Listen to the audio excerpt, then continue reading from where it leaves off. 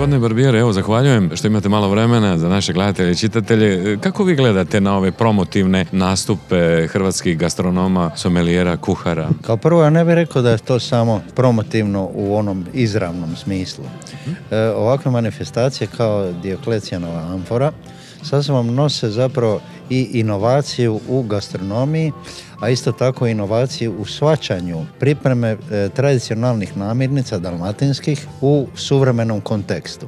Dakle, mi smo se ovdje danas mogli suočiti sa raznim pripremama povrća, ovdje bundeva, recimo sjeverno povrće koje nije toliko zastupljeno kod nas, ali opet pripremljeno na naš način s maslinovim uljem, našim povrćem, da bi to sad kulminiralo naravno sa jelima od sabljarke, dakle te velike jatarice, brze, hitre, u kojima je izvanredno meso koje je cijenjeno po cijelom svijetu, gdje jednostavno vidite da naši, to su uglavnom mladi majstori, jer su u žiriju stari majstori, šefovi, otvaraju nove horizonte. Dakle, oni su radili i tradicionalnu, dakle, pečenu sabljarki, radili su i karpačo od sabljarke, radili su i leš od sabljarku, ali su i radili i mnoštvo inovativnih krema od sabljarke i nekih, možemo reći, namaza i tako dalje. I tako su zapravo zaokružili jedan cijeli meni koji može služiti kao putokaz u onome gdje se kreće naša gastronomija. Važno je reći da je u jednom gradu koji se razvija sve više, kao što je Split u turističkom smislu i ugostiteljskom smislu,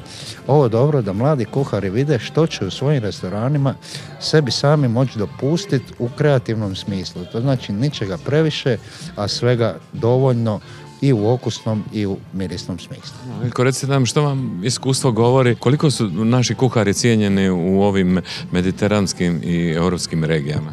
Ja mislim da su podcijenjeni, zato jer naša gastronomija u zadnjih 20 godina otišla jako naprijed, pogotovo mediteranska gastronomija, nju ću apostrofirati, i putujući Mediteranom doista sam se susreo sa kuharima koji imaju recimo i Michelinove zvjezdice i ovako, i kad ih usporedite sa perjanicama našeg suvremenog kuharstva i gastronomije, ali moram reći prezentacije jela, naši kuhari niti ne zaostaju, nego što više, oni čak možda i prednjače u nekim slobodnim izražajima gdje je namirnica glavna, a ne dekoracija.